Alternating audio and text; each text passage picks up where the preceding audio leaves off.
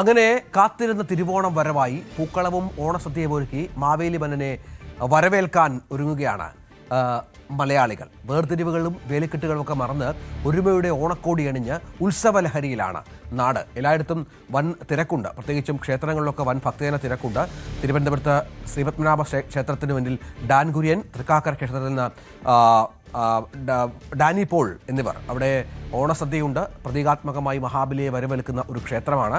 ആദ്യം ഡാനിയിലേക്ക് ഒന്ന് പോകണം. ഡാനി, തൃക്കാക്കര എന്ന് പറയുന്നത് മഹാബലിയെ കേരളത്തിലേക്ക് എത്തിക്കുന്ന, പ്രതീകാത്മകമായി എത്തിക്കുന്ന ഒരു വാമൻ അടക്കമുള്ള ആളുകൾ. ഇത് വളരെ പ്രധാനപ്പെട്ട ഐതിഹ്യങ്ങളൊക്കെ ഉണ്ട്. എന്താണ് മനസ്സിലാക്കേണ്ടത്? എങ്ങനെയാണ് അവിടുത്തെ വൈശിഷ്ട്യമായ ചടങ്ങുകൾ?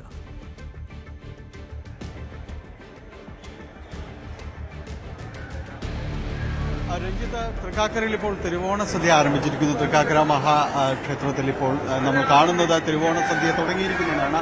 10 മണിയാണ് സമയം പറഞ്ഞിരിക്കുന്നത്. കാരണം അപ്പോൾ തന്നെ ഈ ക്ഷേത്രവും പരിസരവും എല്ലാം തന്നെ ഇവിടേക്ക് എത്തിയ രാവിലെ മുതൽ തുടങ്ങിയ ഈ ക്ഷേത്ര ദർശനം, അതിനുശേഷം ഭക്തജനങ്ങളുടെ ഒരു തിരക്കും എല്ലാം തന്നെ ഇവിടേക്ക് തുടരുകയും ചെയ്യും. ഇതിപ്പോൾ തിരുവോണ സദ്യ അത് തുടങ്ങിയിരിക്കുന്നു എന്നതാണ്. രാവിലെ മഹാബലി എതിരേൽക്കുന്ന ചടങ്ങ്, പ്രതീകാത്മകമായി മഹാബലി എതിരേൽക്കുന്ന ചടങ്ങ് നടന്നതിന് ശേഷമാണ് ഇതിലേക്ക് കടക്കുന്നത്. ഏറ്റവും പ്രധാനപ്പെട്ട ചടങ്ങും അത് തന്നെയാണ്.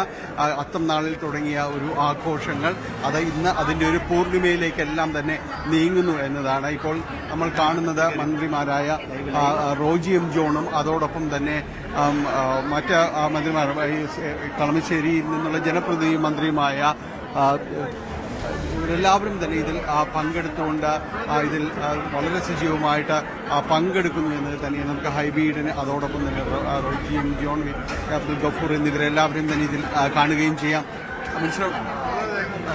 ഓണത്തിന്റെ ആശംസകളാദ്യം തിരുവോണസദ്യയിൽ പങ്കെടുക്കുന്ന വലിയ ബുദ്ധിമുട്ടിക്കുന്നില്ല. എല്ലാവർക്കും ഹൃദയം നിറഞ്ഞ ഓണാശംസകൾ. ഓണം എല്ലാവർക്കും വളരെ സന്തോഷവും ഐശ്വര്യവും നിറഞ്ഞതാവട്ടെ. ഹാപ്പി ഓണം. വലിയ പ്രതീക്ഷകൾ നൽകുന്ന ഓണമാണ്.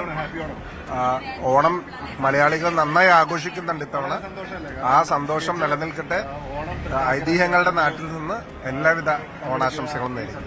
അവരെല്ലാം സദ്യയിൽ പങ്കെടുത്തുകൊണ്ടിരിക്കുകയാണ്. അതുകൊണ്ട് അത് അധികം നേരം അവർ ബുദ്ധിമുട്ടിക്കുകയും ശരിയാവില്ല. ഏതായാലും എല്ലാവരും ഇതിന്റെ ഒരു ആഘോഷത്തിന്റെ ഒരു തെരുവിലേക്ക് പോകുന്നു. നമുക്കൊപ്പം സ്ഥലം MLA മന്ത്രിയുമായി അബ്ദുൽ ഗഫൂർ ചേരുന്നു. വലിയ സന്തോഷം ഈ ദിവസത്തിൽ. തീർച്ചയായിട്ടും വലിയ സന്തോഷം. എല്ലാവർക്കും തിരുവോണാശംസകൾ.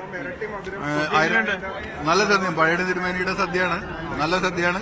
ആയിരക്കണക്കിന് ആളുകൾ പങ്കെടുക്കുന്ന തിരുവോണ സദ്യയാണ്.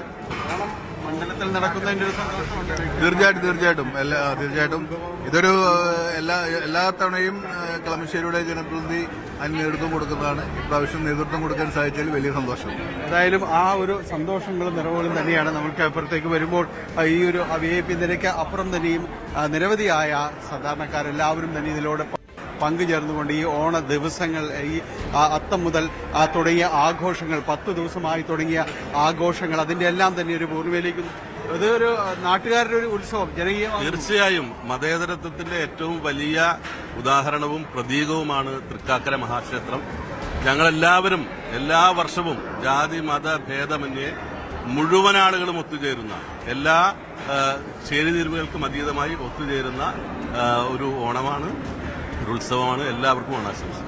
അതാണ് ഈ ജാതി മതഭേദമന്യേ ആളുകളുടെ. അവിടെ തൃക്കാക്കര ക്ഷേത്രത്തിൽ നിന്ന് ഡാനി പോളാണ് വിവരങ്ങൾ പങ്കുവച്ചത്.